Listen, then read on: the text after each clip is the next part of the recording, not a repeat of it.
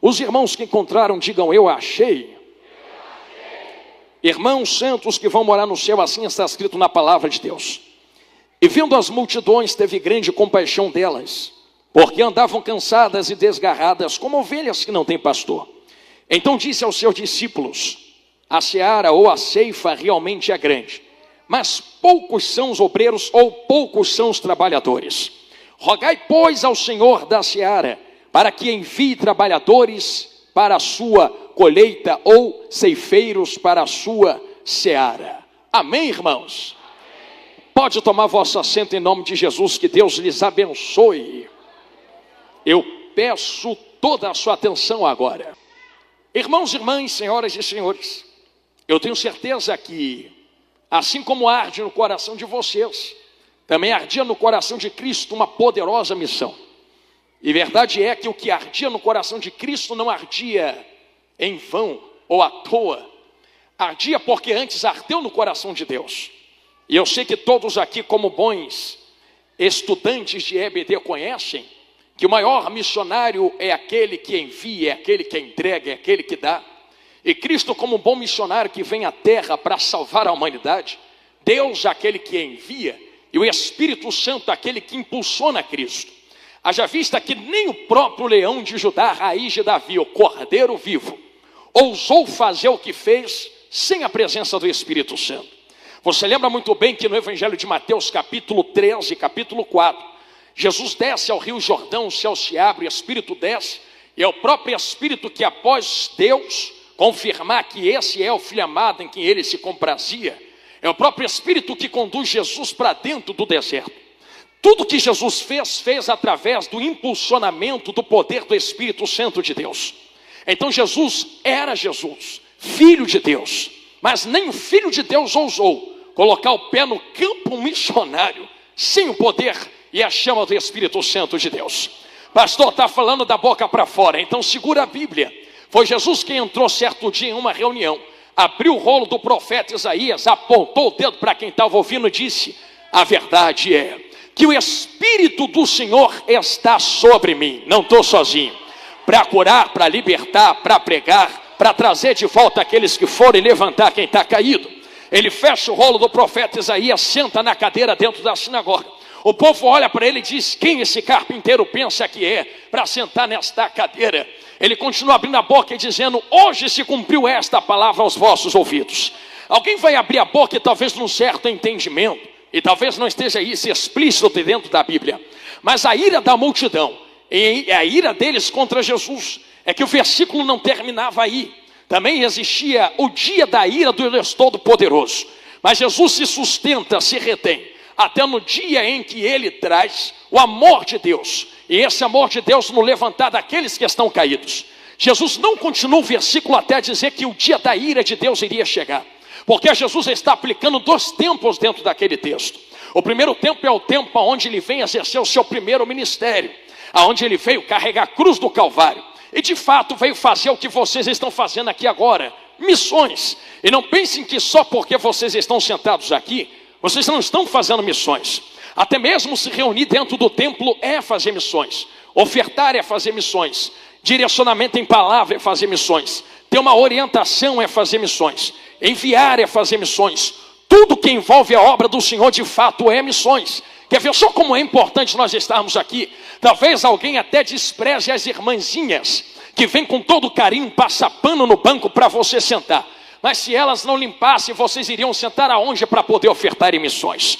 Talvez alguém despreze as irmãs que estão na cantina agora fazendo coxinha para tu comer depois do culto. Mas se essas irmãs não fritassem a coxinha, como é que você iria encher sua barriga e sair satisfeito para vir tranquilo ao culto, poder ofertar em missões?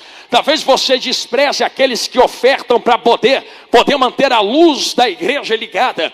Mas se eles não ofertassem antes de você sentar aqui, como é que iríamos fazer congresso de missões para sustentar os missionários com ofertas? Então tudo que fazemos, cantamos, pregamos, tem envolvimento de missões. E sabendo que tudo que fazemos tem envolvimento de missões, quando Jesus pisou na terra e veio exercer o seu primeiro ministério, eu falo isso aqui com muita calma, ele não veio como leão da tribo de Judá. Ele veio como cordeiro vivo que iria ser morto e ressuscitar. Ele veio como cordeiro que vai se entregar. E eu sempre ministrei isto, que quando nós entramos em Apocalipse, nós encontramos Jesus dizendo que no dia, através da visão de João, dizendo que no dia que ele se apresentar na sua segunda vinda, ele vem pisando o lagar do furor da ira do Deus Todo-Poderoso. Eu sei que às vezes até a gente canta aquele hino, eles vêm governar as nações em amor, e de fato, ele vai governar com amor, mas não tem como exercer amor sem exercer vara de ferro, porque o verdadeiro amor não consiste em passar a mão na cabeça. O verdadeiro amor, como está na Bíblia, é vara nas pernas para não deixar você morrer. Se eu te amo, como passa a mão na sua cabeça? É por isso que muitos rejeitam a mensagem que nós pregamos aí fora hoje em dia, porque o mundo desvirtuou o que é verdadeiro amor. Para o mundo, amor é um arrepio, é um sentimento, é uma borboleta na barriga, mas na Bíblia, amor é chicote nas costas, vara na perna para não deixar morrer. Isso é amor dentro da Bíblia. E é por isso que Jesus vem falando, eu vou vir governar mesmo, mas não vou vir governar passando mão na cabeça. Eu vou vir governar com vara de ferro, pisando o lagar do furor da ira do Deus Todo-Poderoso. Aqui está o dia da ira, que ele se reteve em falar e proclamar dentro da sinagoga. Sabe como ele vem no dia da ira, a igreja santa que vai morar nos céus? Ele vem como leão da tribo de Judá, raiz de Davi, general de guerra, montado no cavalo branco, com uma espada de 2 gumes saindo da boca, com olhos como chama de fogo, e na sua coxa está escrito, Rei dos Reis, Senhor dos Senhores. Ele vem. Ele vem. Mas antes dele fazer isto na segunda vinda, é necessário que aconteça outro algo. E nós que somos assembleanos, sei da condução teológica que vocês possuem através dos vossos pastores. Sabemos que existe, eu estou em Mateus 9 ainda, fique tranquilo. Existem 2 aplicações acerca da vinda de Cristo. Eu estou dizendo a vocês que na sinagoga Cristo abre a boca para dizer que existem 2 tempos ministeriais da sua vida. O primeiro, ele se apresenta como cordeiro, e só a nível de curiosidade, que se como cordeiro, ele já fez tudo o que ele fez, e virou o mundo de cabeça para baixo, e mesmo 2000 anos depois dele já ter ido, a gente ainda está pregando ele, e só tenta imaginar quando ele vir como leão da tribo de Judá, só tenta, que se como cordeirinho ele já fez o que fez, eu não quero estar aqui na terra quando ele chegar como leão, eu quero estar vindo, sendo conduzido por ele nos exércitos celestiais. Tem gente comigo dentro desta palavra. Eu falei desse jeito porque tem 2 apresentações de Cristo na terra. Permita-me falar do arrebatamento, quero começar a pregar agora, porque há uma urgência dentro desta última trombeta chamada arrebatamento. Se vocês pudessem ver o mundo espiritual agora, e quem dera Deus atendesse o desejo do meu coração, e abrisse os olhos espirituais de cada crente, do mais novo ao mais ancião que está aqui dentro, e tu pudesse enxergar os ares espirituais, aonde os demônios se alvoroçam e os anjos guerreiam, e aonde os anjos quase gritam nos vossos ouvidos, dizendo, vocês não veem uns sinais na terra, proclamando que a volta dele está muito próximo, e a tua redenção está muito perto de chegar. Eu não vou nem mergulhar profundamente dentro disso, porque vocês conhecem o que está acontecendo na terra, não é? Jesus nunca disse, e eu falava isto por esses dias, que o estourar de guerras era o gatilho para ele voltar para a terra. Não está escrito isso dentro da palavra. Não, pastor, mas é em Israel, rapaz. Desde quando, vaso santo, tem guerra em Israel? Antes de Jesus pisar na terra já tinha guerra em Israel. Então não é guerra de Israel que define quando Jesus vai voltar. Pastor, já sei, é a fome, sempre teve fome. Não, então é o rumor de guerra, sempre teve rumor de guerra. Não, pastor, então eu já sei o que é. É a perseguição, sempre teve perseguição. No primeiro dia que a igreja foi inaugurada, já tinha gente zombando do lado de fora, dizendo, isso aí é monstro, isso aí é fim, isso aí não é Espírito Santo de Deus, não. Sempre teve gente nos perseguindo. Pastor, mas a Bíblia diz que isso são sinais. Sim, mas não são sinais para definir data, para definir hora, para definir momento, porque daquele dia, daquela hora, ninguém que está na terra, ninguém que está no mar, ninguém que está no céu, a não ser o que está sentado no trono conhece. Pastor, então por que a Bíblia nos entrega? Eu vou falar do jeito que Jesus falou, não temais, porque ainda são princípio de dores. Eu vou fazer uma pergunta santa aqui, que eu estou vendo muitas mulheres segurando crianças. As mamães vão me entender. E se eu estiver errado, você pode me corrigir. Quando você foi ter a tua filha ou seu filho, e estava perto dos 9 meses, as dores das contrações não aumentaram, sim ou não? O tempo entre as dores não diminuiu, correto, sim ou não? Isso é princípio de dores. Jesus estava comparando a terra a uma mãe que está para dar à luz. E ele está comparando os sinais, as dores de contrações de uma mãe. Ele está dizendo que quando as guerras começarem a se intensificar e o tempo entre elas diminuir, está muito perto dele chegar. Mas ele não define data nem hora em guerra, rumor de guerra, fome, perseguição, moléstias, não.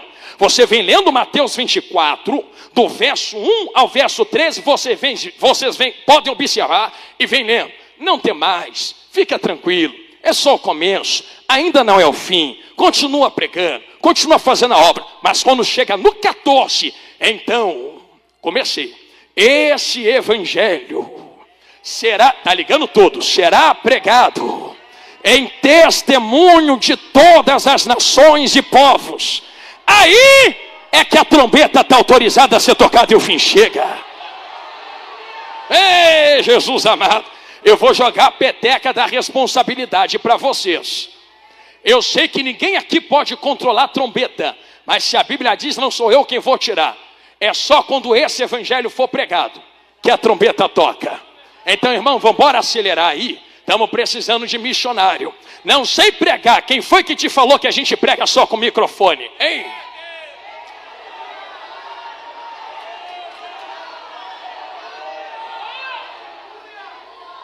Não sei evangelizar. Quem foi que te disse que precisa estar de frente de alguma coisa para fazer?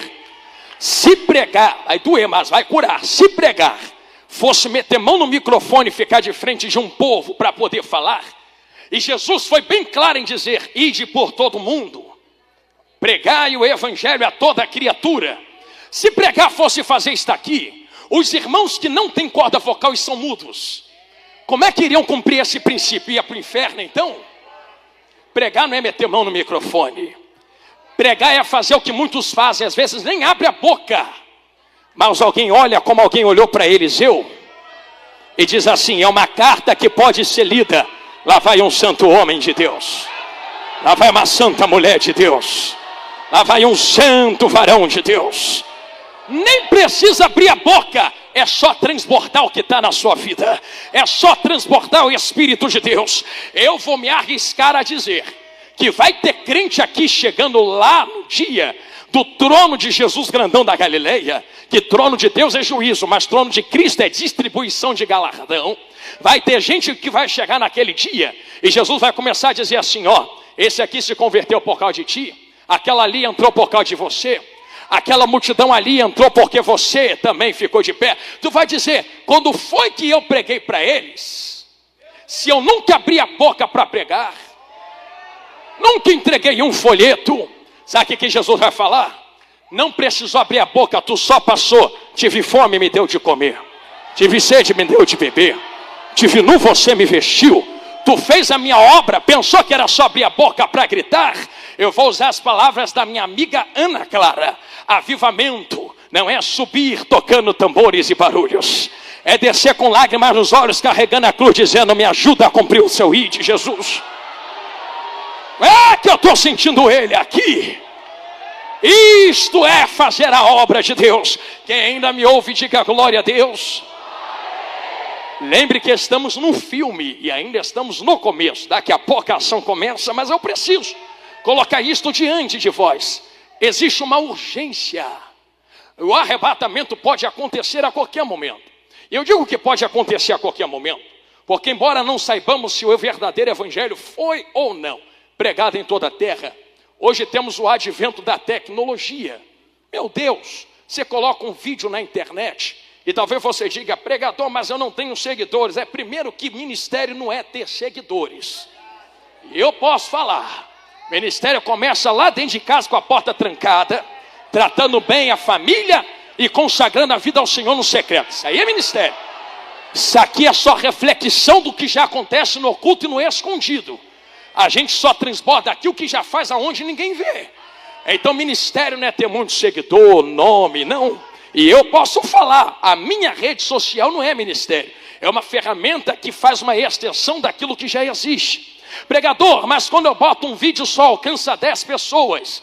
É 10 que alcança mais 10, que vai para mais 10, que espalha para mais 10. E vai multiplicando, quando tu vê, tu já falou para a África, para a Ásia. Mesmo só tendo 10 amigos lá na tua rede social. Então nós temos hoje o advento da tecnologia. E se você quiser, para colocar uma propriedade no seu coração, eu lhe dou um testemunho. Eu abro um parênteses, para ter a ideia do quão poderoso isto aqui é. Certo dia, eu fui pregar lá no Rio de Janeiro. E eu lembro que eu preguei numa igrejinha, eu estava de terno azul. E eu lembro que eu ministrava sobre Israel dentro do Egito. Egito ser barriga para Israel. Israel gerado, nasce, vai para o deserto, entra na terra prometida, cresce, se casa com Deus, tem um filho Jesus e por aí vai. E eu lembro que eu ministrei essa pregação, o tempo passou. Certo dia minha esposa, que faz as minhas logísticas e tudo mais, que eu não tenho mentalidade para isso, as irmãs fazem bem melhor do que nós. E a minha esposa, conversando com um irmão na internet, o irmão mandou um vídeo para ela. O irmão falou assim, olha como é que está esse culto aqui na África. E aí, no culto da África, existia um televisor de tubo assim no meio de uma aldeia. E os irmãos dançavam em volta daquela televisão. E quando o irmão filmou a televisão, estava eu lá com aquele terninho azul dizendo, Israel está no Egito. Mas Israel foi para o deserto e daqui a pouco Israel vai para a glória. Porque Israel no Egito é sua vida passada. Israel no deserto é sua vida presente. Mas um dia nós iremos entrar na terra prometida, que é os céus de glória. Eu lembro que isto aqui foi menos de 1 minuto esse vídeo. Aí aquele pastor mandou de volta para minha esposa assim dizendo, olha, você acredita que a aldeia toda aqui trabalhou porque nós estamos isolados e escondidos, porque estamos cercados por terroristas. Isso aqui vai doer, irmão, mas vai curar. E se eu chorar aqui, não repara não. Nós estamos cercados por terroristas. A aldeia trabalhou o mês inteiro. Nós pegamos tudo que produzimos, tiramos o que nós mantém para nos comer. E nós fomos até a cidade escondido, vendemos tudo que tínhamos. Compramos um pouquinho de internet, porque a moeda é muito fraca. E com um pouquinho de internet que tínhamos, nós baixamos esse vídeo. E como nós estamos rodeados por terroristas, ninguém consegue entrar aqui dentro para pregar para nós. Então nós colocamos esse vídeo do pastor Jonathan, e esse vídeo tem sido o nosso alimento o mês inteiro. 30 segundos, 40 segundos de pregação. Aí ela falou assim, mas espera aí, tem ninguém para pregar ele não, ninguém consegue entrar para nos explicar o que está escrito dentro da Bíblia. E com esta revelação de 40 segundos, nós estamos sendo mantidos por quase um mês inteiro, e esperando que vamos produzir para tentar pegar mais. Aí minha esposa me falou, pastores, aí eu entrei em contato com ele e falei, pastor, virou até meu amigo, eu tenho até hoje o contato dele. Não posso falar o país, nem o lugar, nem o nome do missionário por segurança dele. O país está numa guerra civil terrível lá na África. E eu disse para ele, pastor, eu dou um jeito, eu chego aí. Aí ele disse, não rapaz, tu não está entendendo, nós não temos mantimento, eu pastor, eu nunca cobrei R$1 para pregar. Na verdade, se eu quiser, eu tiro do meu bolso, pago e vou aí para pregar. Aí ele falou, não rapaz, tu não está entendendo. Eu sei que tu não cobra, eu sei que tu não mexe com essas coisas, eu sei que tu é íntegro, porém, é muito melhor você com a tua cabeça no lugar pregando do que você pregar uma vez aqui, perder a cabeça e nunca mais pregar. Aí eu, como assim? Nós estamos sendo rodeados, eu vou falar o nome do grupo, pelo Boko Haram. Nós não sabemos a hora que eles nos encontram e entram. E se você vier, talvez um movimento aconteça, os irmãos vão querer vir de outras aldeias, estamos escondidos.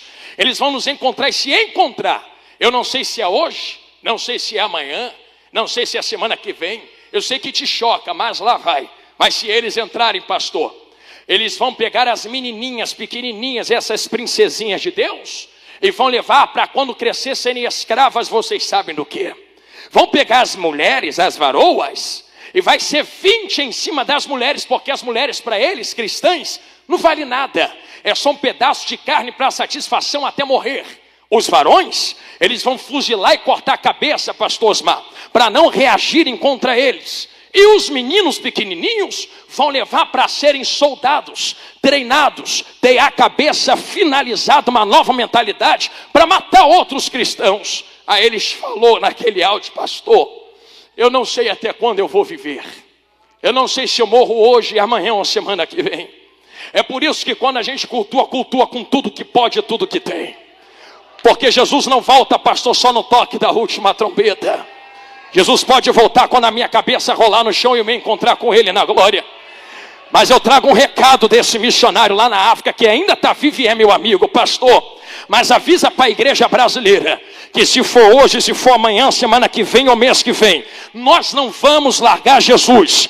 Cortem a nossa cabeça, o sangue jorra. E se nós não nos conhecermos na terra, a gente te espera lá na glória para cantar por toda a eternidade. Estou sentindo Jesus aqui. Quem tem essa coragem? Quem aqui dentro tem essa ousadia de colocar a missão à frente da sua própria segurança, família, do seu próprio sangue da cabeça? Quem aqui persevera mais pelo propósito do que pela própria vida? Pastor, isso aí é muito forte, então vai reclamar com Jesus que falou: quem tentar salvar a própria vida, perdê-la.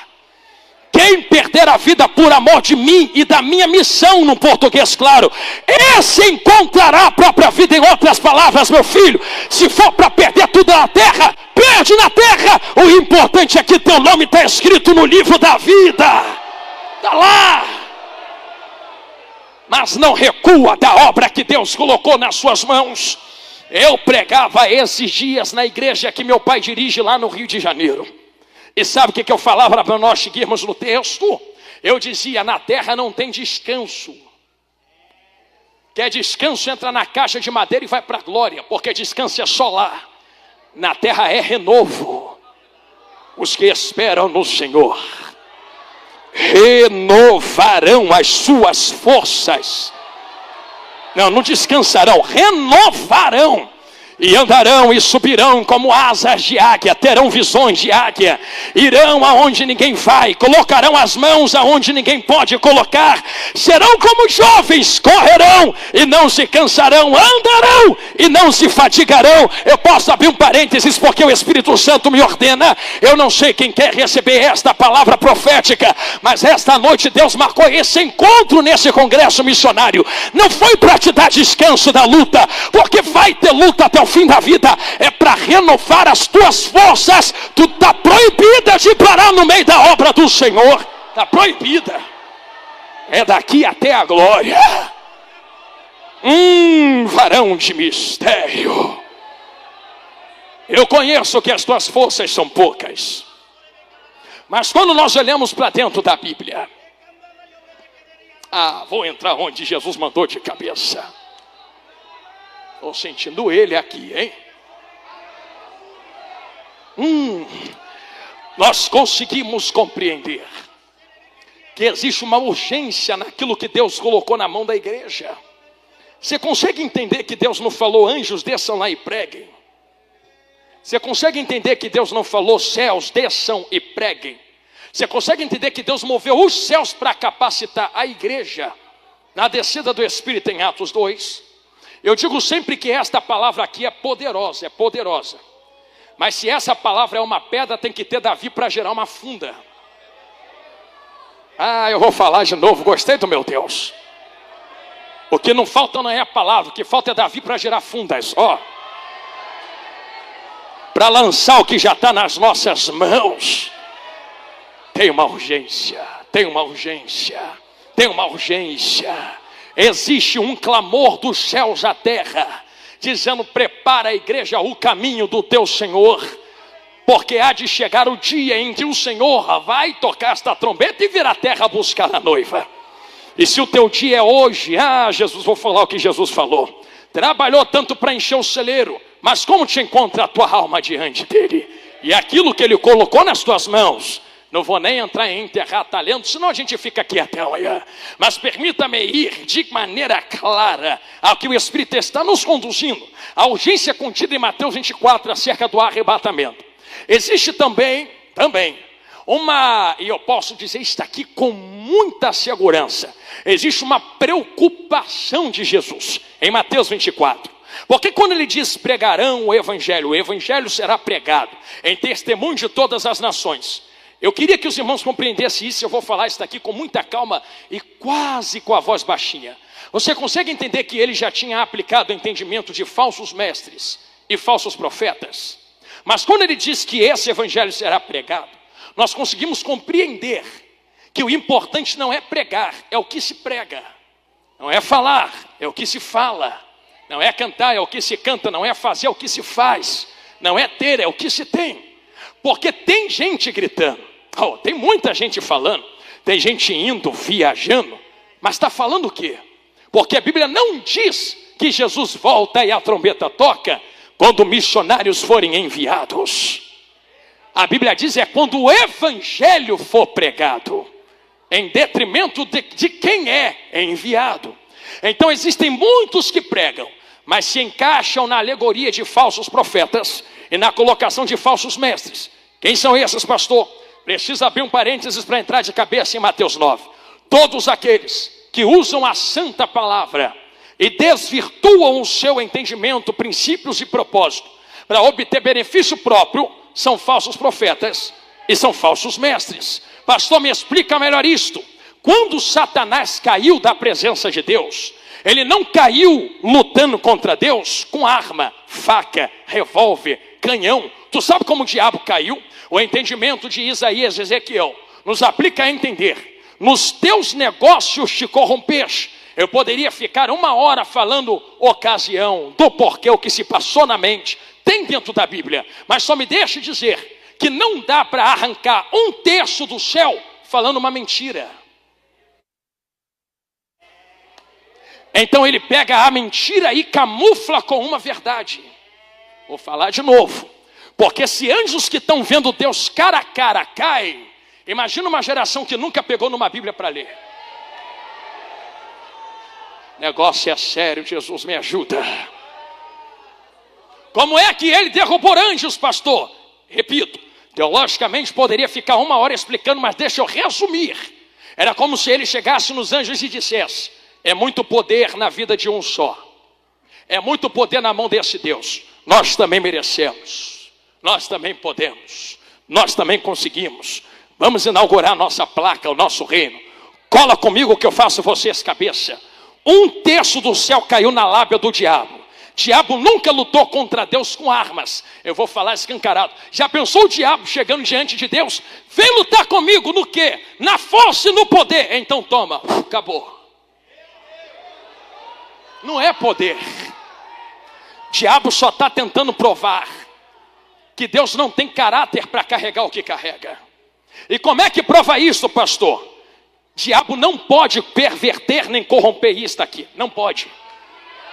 Pastor, mas tem um falso evangelho sendo pregado. Não. O que tem é um falso entendimento do verdadeiro. Verdadeiro ainda é verdadeiro, porque diabo não pode mudar Deus. Diabo não pode mudar a palavra. Está escrito aqui, diabo não pode mudar Jesus. Se não pode mudar o Deus que está no trono, estou chegando em Mateus 9. Então vamos mudar os ouvidos de quem ouve ele falar. Muda a cabeça dos anjos. Muda a visão dos anjos. Muda os ouvidos e corações dos anjos. Diabo caiu. Quando entra no jardim do Éden, faz a mesma coisa com Adão. Chegando em Eva diz: Deus não disse que pode comer de tudo menos daquilo, porque se comer morre. Morre não. É porque ele sabe que no dia que comer vocês serão iguais a ele. Percebeu que ele começa introduzindo uma verdade de palavra, depois aplica uma mentira. Tentou a mesma coisa com Jesus no deserto. Está com fome? Tô. Pega o poder que Deus te deu, transforma a pedra em pão. Mata o que o teu corpo está sentindo. Aí tu lembra o que Jesus falou? Nem só de pão satisfazer isso aqui viverá o homem. Vai viver de quê? De toda a palavra, mas da palavra que sai da boca do diabo ou da boca de Deus? Da boca de falsos mestres ou da boca de Deus? Da boca de falsos profetas aí pela internet ou da boca de Deus? Irmãos, você acha que eu estou pregando duro? Não estou pregando duro. Se João Batista viesse ter uma oportunidade aqui hoje, Jesus, você sabe como é que ele ia começar dando a paz do Senhor, né? Por ética, vou nem falar. Jesus vai ser mais leve. Jesus foi mais pesado ainda que João Batista. Quando Jesus encontrou os fariseus, tu sabe como ele falou na cara dos fariseus, não é? Por que Jesus e João Batista falavam daquela maneira? Como eu falei no começo, amor não é passar a mão na cabeça. Amor é chicotada. Nem vou dizer de Jesus entrando dentro do templo com azorrague, senão a gente fica até amanhã. Mas pensa que o diabo não está fazendo a mesma coisa nos dias atuais? Ele chega para a geração atual e diz, você merece, você pode, você é, você faz, você consegue. Mas como é que eu consigo? Não, eu vou pregar para você. Abre aí que tu vai comer o melhor da terra. Abre aí que a porta vai abrir. Abre aí no texto que vai dizer que tu vai ser levantado. Deixa eu começar botando uma chupeta na sua boca, te carregando no colo e dizendo que tu é muito especial para Deus. Bilu, bilu. Naninha de Deus. Naninha de Jesus. Aí quando você vê o centro da palavra, nunca foi vocês, nunca fui eu. Deus nunca veio passando mão na cabeça de ninguém. O que Jesus veio falando é, ou se converte ou vai para o inferno. A porta é estreita, santidade ainda é santidade, pecado ainda é pecado. Quem quiser vir, vem. Quem não quiser ficar, fica. Vou fazer com quem quer. É assim que Jesus fala. Ainda vira para Pedro, para os 12 e fala, se vocês não quiserem, fica aí que eu vou fazer sozinho. Comecei sozinho, posso continuar sozinho. Aí vem Pedro olhando para Jesus e diz, Senhor, eu sei que tu não pega leve igual falsos profetas, mas para quem iremos nós? Se tu pegando pesado, é só tu quem tem a palavra de vida eterna. É Ele.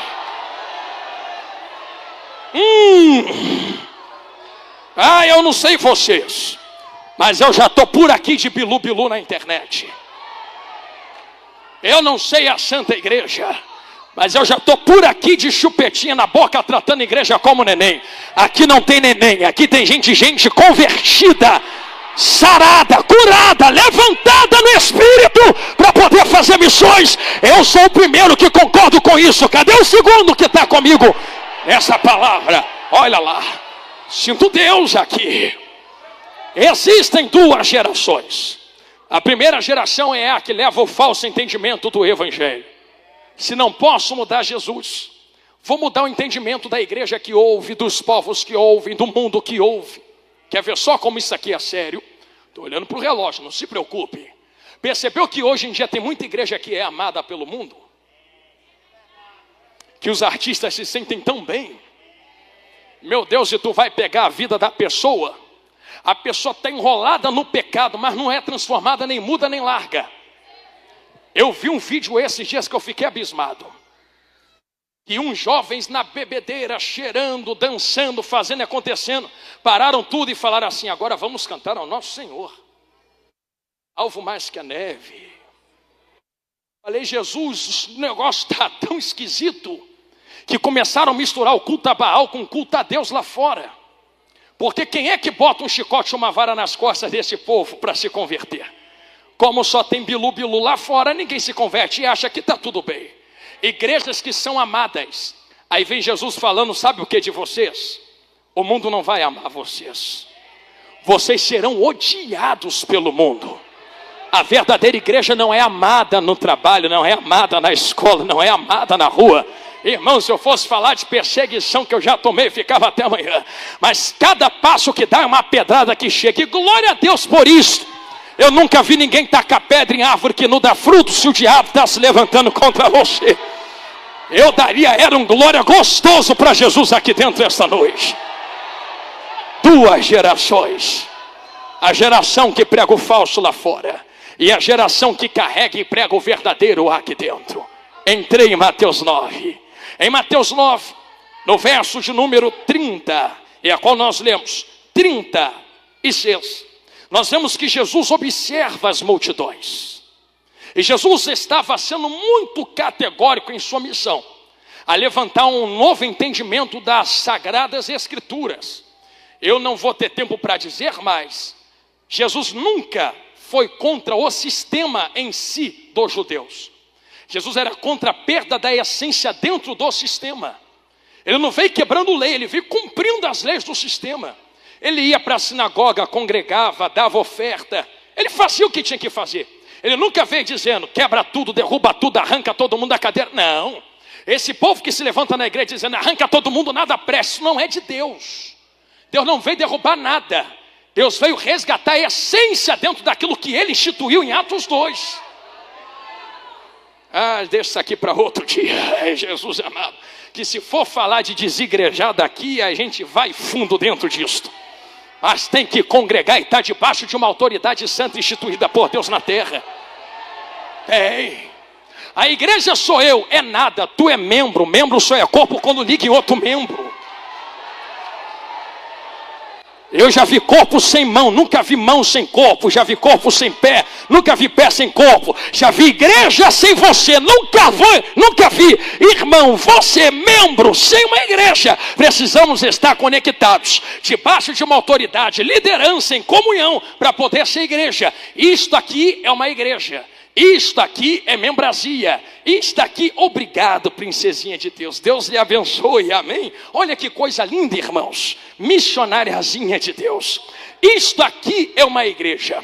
Isto aqui é o corpo de Cristo. E nós estamos debaixo desta liderança, debaixo desta autoridade. Por exemplo, quando eu estou no Rio de Janeiro, na minha igreja, estou debaixo da autoridade do meu pastor. Quando eu saio da minha igreja e entro dentro desta igreja, agora eu me coloco debaixo da autoridade do pastor presidente, do pastor Osmar, dos líderes. Enquanto eu estiver exercendo a autoridade da palavra, eu exerço debaixo da autoridade daqueles que Deus instituiu na terra. Isso é ser igreja. Isso é ser e ter comunhão. E se isto é quebrado, o Espírito Santo não trabalha no meio de desunião. Leia-se Atos 2. Estavam todos reunidos, e ali no original no mesmo propósito, na mesma visão, para receber, tem que ter união, tem que ter comunhão. Se isto ficou bem apertado, bem colocado, bem manietado diante de vós, a geração que Jesus estava levantando, com um novo entendimento, daquilo que estava dentro das Escrituras, faz com que ele exclame o que está escrito no verso 36, vendo ele as multidões, compadeceu-se delas, porque estavam aflitas e exaustas. Deus, se eu tenho um pedido para te fazer hoje, é que tu acenda o fogo do verso 36, no coração de cada um que está me olhando aqui agora. Eis aí o propósito de missões. Propósito de missões. Há uma geração que é corrompida. Para a geração corrompida, o propósito de ir, fazer, pregar, levar, cantar é ter nome, ter fama, sucesso, chegar. Espero que Deus me leve. Para quê? Não, porque eu quero crescer, eu quero ter, eu quero ser, quero mostrar que posso. Tu não precisa mostrar para ninguém que pode. Está tentando provar o que para alguém? Tu tem que provar para Deus, rapaz. E na verdade nem precisa, porque Deus já te conhece. Porque alguém falou mal de mim, então quer dizer que você caminha de acordo com o que falam de você. Você não caminha de acordo com o que Cristo fez na cruz. Você caminha de acordo com o que falam contra você. É mesmo isso? Jesus amado. Então vou te ensinar a visão de muitos tem por aí. Eu quero crescer. Para quê? Para esfregar na cara de quem não acreditou. Porque eu vou ir e quando eu for, eu vou fazer questão de mostrar para todo mundo e me aplaudir. Aí vem Jesus, Filho de Deus, e vendo as multidões, e vendo as almas, podendo ter nome, dinheiro, sucesso, fama, compadeceu-se, não para ter dinheiro, não se moveu para ter para si, se moveu por causa das almas.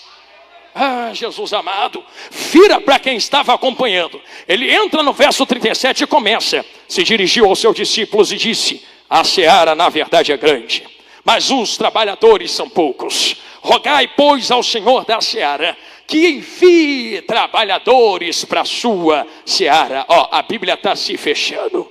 Quando nós lemos essa palavra, envie, dentro da palavra, dentro das Escrituras, a palavra que pula, salta aos nossos olhos, é o entendimento de equibalo, que é enviado, enviar, puxar. Só que isso aqui não é um convite, isso aqui é uma ordenança. Eu vou fazer um panorama para vocês entenderem o tema do que eu estou ministrando, pregando. Entra onde Jesus manda e a gente ora agora. É mais ou menos as duas tempestades. Você lembra que na primeira tempestade Jesus estava na proa do barco, sim ou não? Discípulos estão dormindo? Não, estão navegando. Quem dorme é Jesus.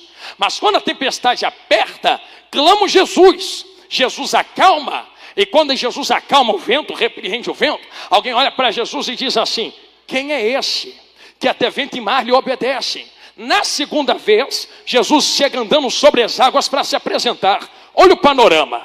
Na segunda vez, Jesus está na Bíblia, os impeliu, os ordenou, os compeliu a entrar no barco. Então olha o paralelo dos dois textos. No primeiro texto, a palavra diz: e Jesus entrou no barco e o seguiram. Jesus não mandou ninguém seguir ele. Em outras palavras, seguiu porque quis. Levantou a mão porque quis, entrou porque quis. Mas na segunda vez, eu imagino Jesus: agora entra porque eu estou mandando. Aí imagina alguém: não quero. Aí imagina Jesus: o problema é teu, entrou na primeira porque quis, agora quem manda sou eu. Eu mando no meu nariz, mandava antes de levantar a mão para ele. Agora que levantou, é ele quem te envia, é ele quem fala na tua boca, é ele quem te coloca, é ele quem fala o que tu vai fazer. Não quero, e sinto muito em lhe dizer: se tu não quer, faz mesmo não querendo. Está sem vontade? Faz sem vontade. Está sem força? Faz sem força. Mas faz o que ele mandou. A força, a vontade, o querer vem no meio da caminhada. Nem sempre a gente faz com toda a força do mundo. Tem dia que a gente prega e canta quebrado, esmiuçado, amassado. Mas é nos maiores amassados que a azeitona dá os seus azeites, não é? Então faz quando Jesus mandar você fazer. Não recue. É ele quem ordena na sua vida agora. Esse paralelo de controle de Cristo sobre as vossas vidas. Tu pegou a tua liberdade e colocou debaixo das mãos dele, dentro do tema que foi proposto pelo Espírito Santo aos vossos corações. E eu fiz algumas anotações, e quero ser bem sucinto e rápido dentro do tempo que me foi proposto.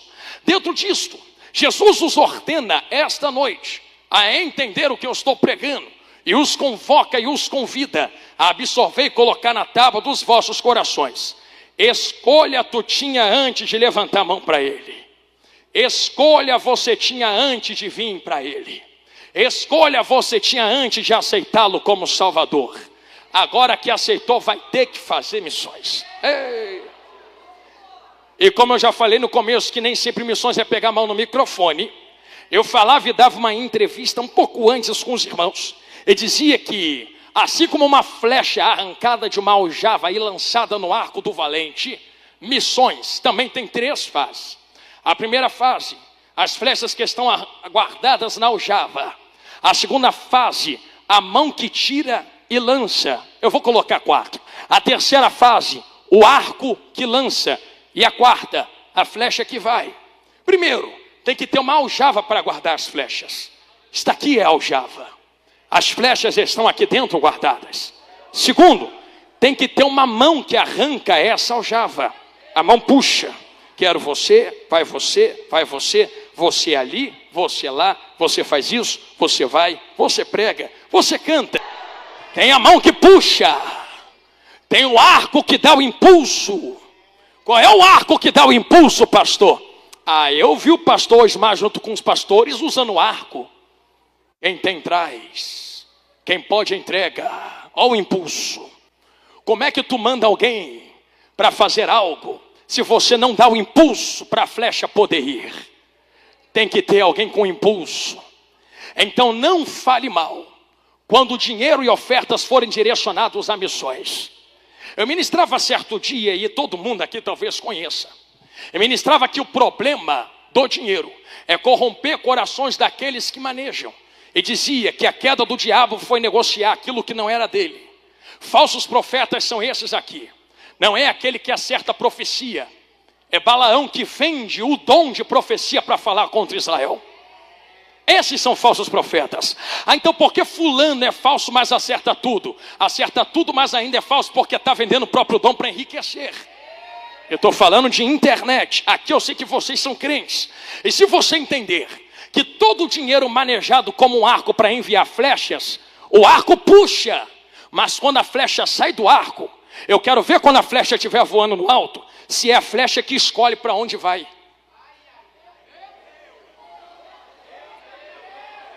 Quero ver se a flecha muda de direção. Estou indo para o norte e decidi ir para lá. Vai, Jonas, tem um peixe te esperando. Tu é flecha lançada. Flecha não escolhe direção. Flecha não escolhe a potência. Flecha não escolhe a distância. É a mão que puxa o arco, que envia a direção, que dá a distância e a potência para a flecha. Nem todos podem receber esta palavra. Mas se Deus te enviar, tenha certeza que uns Deus usa aqui, outros Deus usa lá, mas em todos Deus alcança para serem usados. Termina esta palavra debaixo desta revelação. Como é que nós faremos para enviar flechas, pastor? Existe um certo entendimento, eu estou fechando meu bloquinho, um certo entendimento de guerra. Eu sei que tu já viu isso em filmes, já deve ter visto de guerras, que todas as vezes, antes de um arqueiro lançar uma flecha, pastores, ele coloca aquela flecha no fogo assim, ó. Acende a flecha no fogo.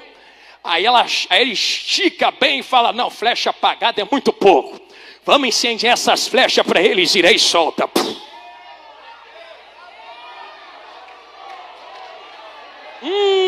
Senti Jesus na minha boca. Antes de flechas serem lançadas, serão incendiadas para serem soltas. Existe este entendimento. E termina aqui, para nós orarmos e recebermos da parte mais poder do nosso Deus. Existe em 1 Samuel 3 um texto que diz: antes que a lâmpada se apagasse, Deus chamou Samuel, Samuel, e ele disse, eis-me aqui. Eu sei por que Deus chamou Samuel. É porque em Êxodo 27, se não me falha a memória, Deus entregou um princípio para Israel. Manda trazer azeite e colocar na lâmpada, porque ela nunca se apaga. Você observou que Ofni e Finéias estão pecando, e Deus só fala depois de tocar no assunto de lâmpada dentro do texto? Porque tem gente que peca, que faz e acontece, e Deus está só olhando assim, ó. Como quem diz, deixa quem peca para lá, eu tenho os meus. Agora, quando a lâmpada dentro do templo começa a se apagar, aí Deus fala, não, aí não. Aí é demais, Samuel. Vamos embora que eu tenho um negócio para resolver aí dentro dessa situação. O que é que Deus estava fazendo ali? Eu estou pregando para vocês há 20 minutos, encerramos aqui, que existem duas gerações que levam um falso evangelho e uma geração que leva o verdadeiro, gemendo, chorando como uma semente que é plantada. Geração não é contada pela idade que tem. Eu vou repetir, uma geração não é contada pela idade que tem. Tem gente anciã com fogo aceso. E tem gente nova com fogo apagado. Explica isso. Pastor, como é que se define uma geração? A gente não canta e prega geração do avivamento, geração do arrebatamento. É por princípios e cumprimentos bíblicos. Creio eu, pela inspiração da palavra, que talvez estejamos vivendo na geração do avivamento, do último avivamento, para um arrebatamento. Quando um princípio é quebrado dentro do templo em 1 Samuel 3, estou voltando em Mateus 9 agora, Deus levanta uma nova geração que vai preservar os princípios dentro do templo. Deus não olha para os que pecam lá fora e quebra tudo. Deus olha para uma geração que deixa o fogo se apagar do lado de dentro. Porque se não tem fogo, como é que acenderemos flechas? Se não acendemos flechas, como enviamos incendiados ao campo missionário? Se não enviarmos missionários ao campo missionário, como é que vamos virar o mundo de cabeça para baixo? É por isso que dentro do contexto bíblico, eu imagino, Jesus, para que tu manda falar isso? O discípulo chegando diante de Jesus e dizendo, deixa a gente ir pregar, salvar, curar. Aí Jesus diz assim, não, ficar em Jerusalém antes. Fica aí. Não, Jesus, mas a gente quer ser tua testemunha. Eu sei, mas antes de vocês serem minhas testemunhas, em Goiás, no Brasil, até os confins da terra, se reúnam, porque tem fogo aceso e eu preciso incendiar as flechas. Ficar em Jerusalém até que do alto. Sejais revestidos. Eu conheço que esta igreja é viva e eficaz. Nós temos andado por lugares onde o fogo tem se apagado. E quando eu falo de fogo, não estou falando apenas de um arrepio que você sente no seu corpo. Eu estou falando do peso na chamada, no coração. A presença do Espírito que te move a fazer aquilo que tu achava impossível. Que te pesa no coração. O grito dos milhões de almas perdidas no inferno agora. Que se pudesse estariam aqui dentro, sentada no teu lugar, dizendo, Deus me dá uma segunda chance para fazer o que eu não quis fazer quando estava em vida. Mas quem está morto não pode voltar agora. É quem está aqui dentro quem tem que ser incendiado e ir fazer o que Jesus mandou fazer. E a pergunta que eu vos faço é: seremos enviados apagados ou acesos? Pastor, eu quero ser aceso. Então segura a Bíblia aí. Estavam todos eles reunidos no mesmo lugar. De repente veio do céu um som, como de um vento impetuoso, e invadiu a casa em que estavam sentados. E foram vistas por eles línguas repartidas como de fogo, que pousou sobre cada um deles. E todas as flechas, sem exceção, foram cheias, incendiadas do poder de Deus, e falavam em outras línguas conforme o Espírito lhes concedia que falassem. Eu não te pedi isto até agora, mas eu vou te pedir a primeira vez nesse final de pregação. Se estamos vivendo o último tempo na face da terra, Satanás se levantou a semana toda, eu sei, contra você, contra a igreja. Mas nós não vamos deixar isso barato, não. É a primeira vez que eu estou te pedindo isto aqui dentro desta nave. Posso pedir? Segure a mão do crente que está do seu lado, me suporte só esta vez. E tem um propósito para eu te pedir para segurar a mão do crente que está do seu lado. Não é jargão de pregador comum quem diz: segure e balança que vai pegar. Não é isto não. Eu cito Paulo falando a Timóteo: desperta o dom que está em ti, rapaz, que tu recebeu depois que eu impus as minhas mãos sobre ti. Eu te toquei, tu recebeu. É por isso que eu pedi para tu pegar na mão. Que quando tu toca, alguém recebe. Por que recebe? Recebe porque o Espírito Santo não vai descer aqui dentro. Ele já desceu em Atos 2, já está entre nós, incendiando flechas para serem enviadas. Eu não sei se tu é o arco, não sei se tu é o Java, eu não sei se tu é a flecha, mas eu sei que só sai vazio daqui hoje quem quiser sair vazio. Aí eu vou dar lugar, varão. Quem quiser vir, vem comigo dentro desse fogo para ser incendiado. Se é para ser incendiado, então deixa o fogo pegar. Vou falar igual minha amiga Ana: já que fogo não queima fogo, então deixa o fogo incendiar essa igreja esta noite. Eu lhe dou 30 segundos para tu abrir a tua boca e incendiar esta casa. Depois eu oro. Olha lá. Olha Jesus acendendo flechas ali, olha Jesus acendendo flecha lá na nave. Olha a galeria, já vejo flechas acesas. 20 segundos. 19, 18. Quem não falava em línguas há muito tempo, comece a falar agora.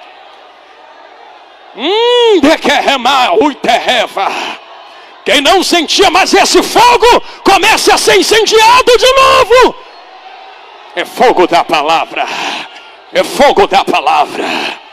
Não, Jesus não vai lançar quem está apagado, não. Deixa o Espírito Santo te possuir aqui dentro agora. Se entrou cansada, seja renovada. Se entrou fraco, seja renovado.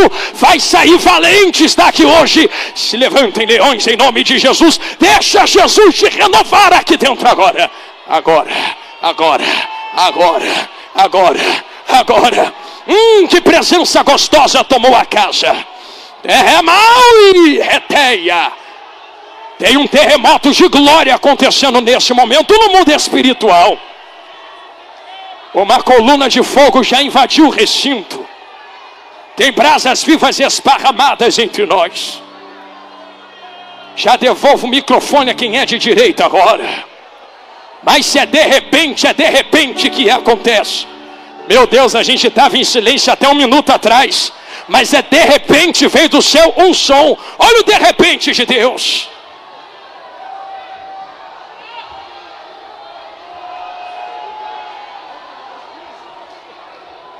Aleluia. Eu sinto o Espírito Santo entre nós. Tu não vai sair do mesmo jeito. Ele transborda de um para o outro agora. Eu não sei qual foi a tua perseguição, a tua dor, a tua mazela. Mas em nome de Jesus, hoje a ferida será curada. Hoje o Senhor lhe chama para ser renovado, missionária. Mas pastor, nunca fui para o campo, mas tu está fazendo missões aqui dentro da Aljava. Sede renovados, missionários de Jesus grandão da Galileia, soldados do Cordeiro vivo, exércitos dos céus. Eu lhes convido a falar as línguas estranhas agora. Quem tem línguas do alto, cancela o português por um momento. Tem gente que não acredita mais não, pastores. Esses dias alguém falou na internet, isso aí é emocionalismo. Então deixa a gente com a nossa emoção e fica pregado cru do lado de fora. Tem que ter emoção para o culto ser racional. Olha a alegria de ser tomado pelo Espírito Santo. É emoção sim, é emoção da salvação, da presença, do poder, da glória. Deixa Ele te renovar agora. Deixa Ele lhe renovar agora. Deixa Ele lhe renovar agora. Deixa Ele lhe renovar agora.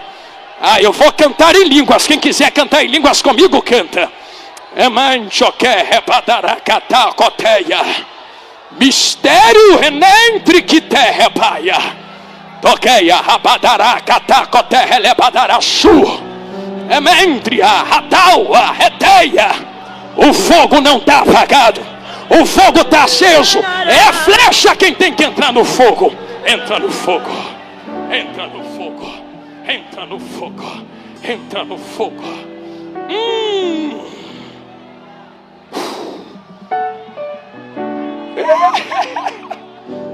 Eu ainda tenho fome, eu ainda tenho lenha. Pode queimar, pode queimar. Eu ainda tenho fome, e eu, minha amiga eu Ana, ainda tenho lenha. Então pode vir, incendeie as flechas. Oh igreja, o propósito está aqui, ó. E compadecendo-se. E compadecendo-se. Se isto aqui não nos moveu, o que é que nos move? É vidas, é almas, é salvação. Isso é missões. Esse é o propósito da igreja na terra. É para isso que Ele te enche de poder até o tutano. Se houver mais uma vida, vem agora, senão a gente ora. Tem vidas sendo renovadas aqui embaixo.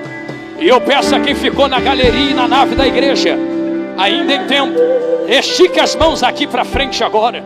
Isto, me ajudem. Vocês têm fogo na palma da mão de vocês. Vocês que estão aqui na frente, quem quiser ser renovado, é só começar a adorar e dar glória. E quem quiser ser batizado, a organização é: adora primeiro, recebe batismo depois. Meu vovô de 90 anos me ensinava antes de ir para o céu. Quer ser batizado, Jonathan? Eu quero, vovô. Então chega na igreja quando o pregador chamar para ser batizado e começa a dar glória, glória, glória, glória, glória, glória, glória, glória, glória, glória. Por que foi? Porque tu dá glória primeiro, Ele te entrega o presente do Espírito depois. Ele vai colocar as línguas estranhas na sua mente. Aí tu abre a boca e fala, porque já vai estar batizado. Nós vamos orar primeiro pelos irmãos que estão reatando a aliança e se reconciliando. E na mesma oração, eu vou começar a orar por todos vocês. Primeiro nós vamos orar por eles. E na mesma oração, depois por eles e por vocês. E vocês vão perceber que no meio da oração, eu vou começar a pedir para Deus incendiar esta casa como nunca antes. Irmão, eu já vi gente vomitar câncer no meio desses mistérios assim. Pastor, eu acredito. Então faça, porque a tua fé te salva, está na Bíblia. Se quiser ser cheio, a hora é agora. Eu estou vendo crianças recebendo aqui. Às vezes tem adulto que não faz nada. As criancinhas estão chorando aqui. E se o reino é delas, faz igual a elas agora. Chora também. Se entrega também. Abre o coração também. Meu amigão, aleluia. Estende as mãos para cá, igreja, e vamos orar por eles. Pai eterno de bondade, só Tu conheces como cada coração entrou aqui. Vidas estão se rendendo no Seu altar. E é por isso que nós nos movemos aqui esta noite, Senhor. Tu sabe como eles chegaram, Jesus. Quem sabe hoje era o último culto, o último congresso. Quem sabe, Senhor, o fogo já estava apagado. Mas, Senhor, renova hoje a Tua chama neles. Reata a aliança com eles. Escreva o nome deles no livro da vida. E Senhor, se em alguma coisa eles te magoaram ou te decepcionaram, perdoa eles, joga no mar do esquecimento, não te lembras mais. Senhor, eu tenho certeza que se esse culto acabasse agora e a trombeta tocasse e fôssemos para a glória, eles já estariam no céu conosco por toda a eternidade. Nós apresentamos teus filhos diante de ti e pedimos a sua misericórdia. Aviva, renova, restaura, religa, Senhor, porque eles são os nossos irmãos. Senhor, mais uma vida acabou de chegar aqui na frente agora, e eu estico e estendo a minha oração a ele, Senhor, porque eu sei que talvez tenha difícil ele chegar até aqui, mas sepulturas estão sendo fechadas agora diante dele. Guarda ele por onde ele andar e escreve o nome dele no livro da vida, porque é para isso que estamos aqui esta noite até esta hora. Senhor, eu apresento todas estas vidas diante de ti, porque tudo aquilo que ligamos na terra é ligado nos céus. Agora, Senhor, eu estendo as minhas orações a todos que estão diante do seu altar, pisando em brasas vivas e incendiadas.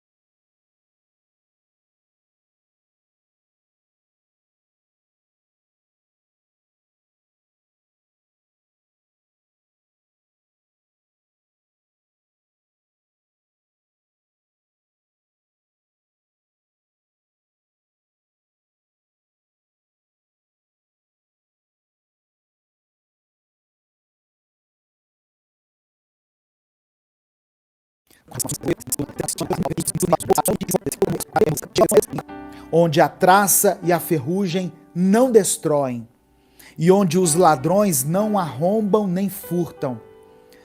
E o verso 21, Jesus conclui esse pensamento, essa reflexão, dizendo assim: pois onde estiver o seu tesouro, aí também estará o seu coração. Onde estiver o seu tesouro, aí também estará o seu coração. Eu quero refletir com você nessa palavra hoje. Onde está o seu tesouro? Onde está o seu coração?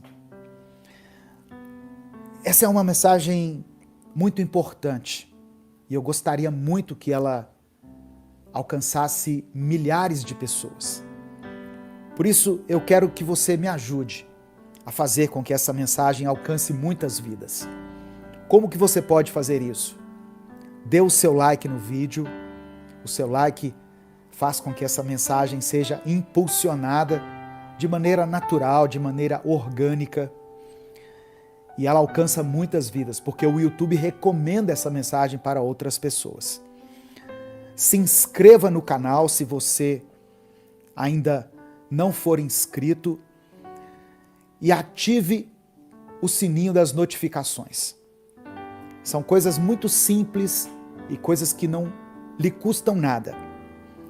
Se o Espírito Santo falou com você através dessa palavra, dê o like no vídeo, se inscreva no canal e ative as notificações. Quer assistir a mensagem completa? Clique aqui no link que está na descrição do vídeo. Que Deus abençoe a sua vida em nome de Jesus. Nós não podemos fazer a obra de Deus de qualquer jeito. A gente tem que se dedicar, não é verdade? Mas olha o que diz o texto de Ezequiel 34. Eu vou ler na NVI. Ezequiel 34, do verso 1 ao verso 11.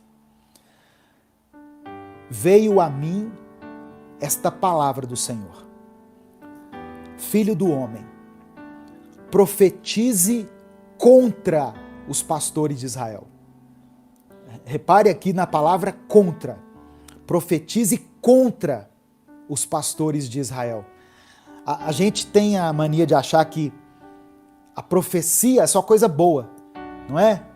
Eu vou profetizar sobre a sua vida, que as portas de emprego vão se abrir. Amém. Você vai ser curado, seu casamento vai ser restaurado, sua vida vai às mil maravilhas. Amém. Essas profecias eu recebo. Mas a Bíblia tem umas profecias que o negócio não é muito bom, não. Mas são promessas que estão contidas na Bíblia. Filho do homem, profetize contra os pastores de Israel. Profetize e diga-lhes. 2 pontos. Assim diz o soberano Senhor: ai dos pastores de Israel que só cuidam de si mesmos. Acaso os pastores não deveriam cuidar do rebanho? Vocês comem a coalhada, vestem-se de lã e abatem os melhores animais, mas não tomam conta do rebanho. O que Ezequiel está dizendo? Vocês tiram proveito do melhor do rebanho, mas não tomam conta dele. Comem a coalhada, se vestem da lã, abatem os melhores animais para fazer um churrasco, mas vocês não estão tomando conta do rebanho. Infelizmente, tem pastores que só querem se aproveitar do rebanho, mas não estão cuidando do rebanho como deveriam. Não estão se dedicando ao trabalho pastoral como deveriam estar se dedicando. Versículo 4.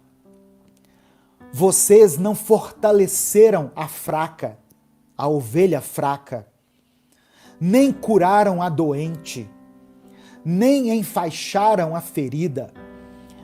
Repare que Deus está dizendo que no meio do rebanho tem pessoas fracas, tem pessoas doentes, tem pessoas feridas. Quem deve cuidar dessas pessoas? O pastor, que é responsável por elas. Essa é uma realidade que acontece na sua igreja? Muitas vezes o pastor está tão preocupado em viajar, em cuidar da igreja como um empreendimento, comprar o lote do lado, o lote do outro, ampliar, e se esquece de cuidar das ovelhas. Isso acontece aí na sua igreja? Responda aqui nos comentários. Continuando o texto. Vocês não trouxeram de volta as desviadas, nem procuraram as perdidas. Vocês têm dominado sobre elas com dureza e brutalidade. Lembra que Jesus falou da ovelha perdida? Lembra que Jesus contou uma parábola a respeito disso? Um homem tinha 100 ovelhas e uma se afastou. O que esse homem fez?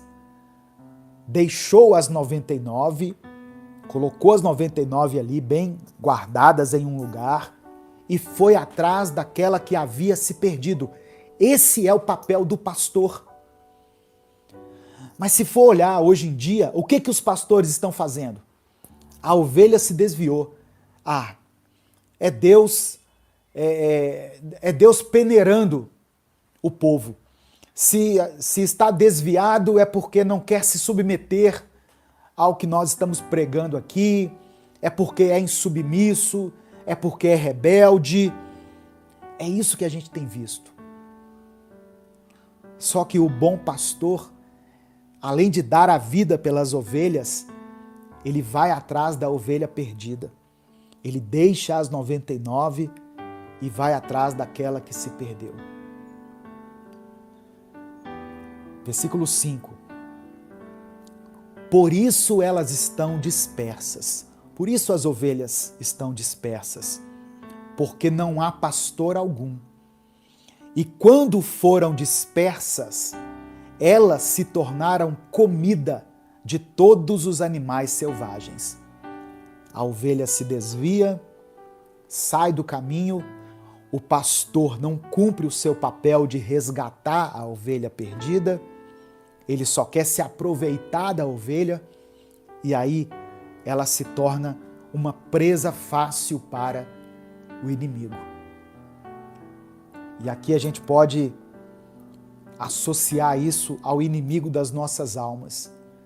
O diabo, ele se aproveita quando uma pessoa se afasta dos caminhos de Deus, quando uma pessoa se afasta da igreja, quando ela abandona o seu chamado, o seu ministério. Satanás vem então e faz com que aquela ovelha que se afastou caia em armadilhas, caia no engano, caia no pecado, caia em tentações. Versículo 6, eu estou lendo Ezequiel capítulo 34, do verso 1 ao verso 11. Versículo 6. As minhas ovelhas, assim diz o Senhor, lembra? É Deus falando. As minhas ovelhas vaguearam por todos os montes e por todas as altas colinas.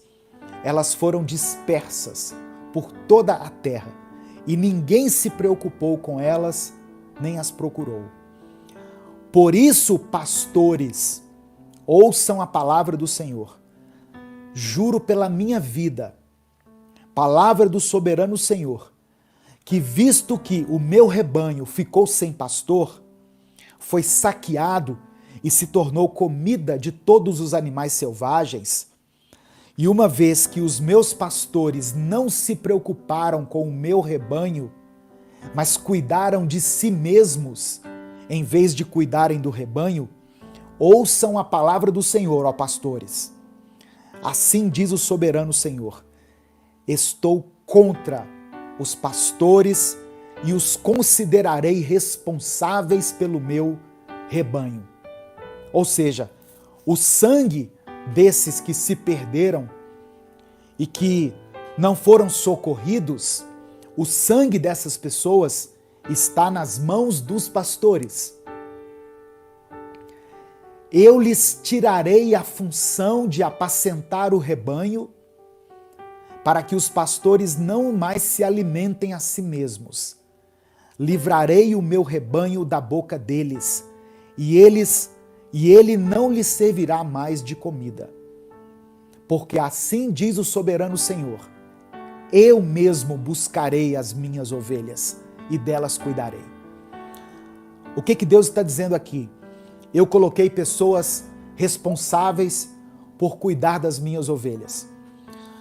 A Bíblia diz que Deus escolheu alguns para pastores, apóstolos, profetas, evangelistas, mestres, não é verdade? Alguns.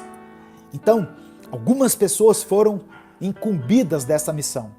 Só que quando essas pessoas não desempenham com zelo aquilo que lhes foi incumbido, Deus retira a função dessas pessoas.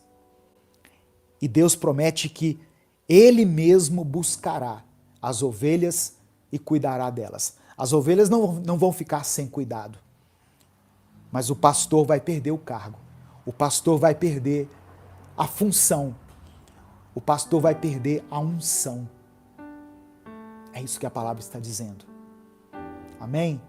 Eu sei que é uma palavra dura, uma palavra para a gente começar a semana assim, né? Já engasgando, mas eu até coloquei uma camisa mais florida, né? Porque hoje começa a primavera, para que você receba no seu coração, receba no Espírito essa palavra. Se você é pastor, receba essa palavra no Espírito. Se você não é pastor, mande lá para o seu pastor, mande isso para o seu pastor, para a sua pastora, para o dirigente aí da sua igreja. Irmãos, pastor foi levantado por Deus para pastorear. Ele pode pastorear através de pregações, que é o que eu faço aqui. Eu prego a palavra de Deus todos os dias. De uma forma indireta, eu estou pastoreando aqui algumas pessoas. Tem pessoas que eu abro a live aqui, eu já identifico como pessoas que são assíduas aqui nas transmissões.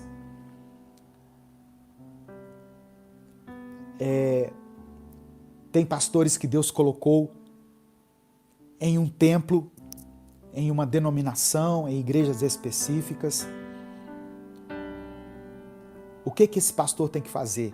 Cumprir aquilo que foi determinado por Deus para ele. Presta atenção.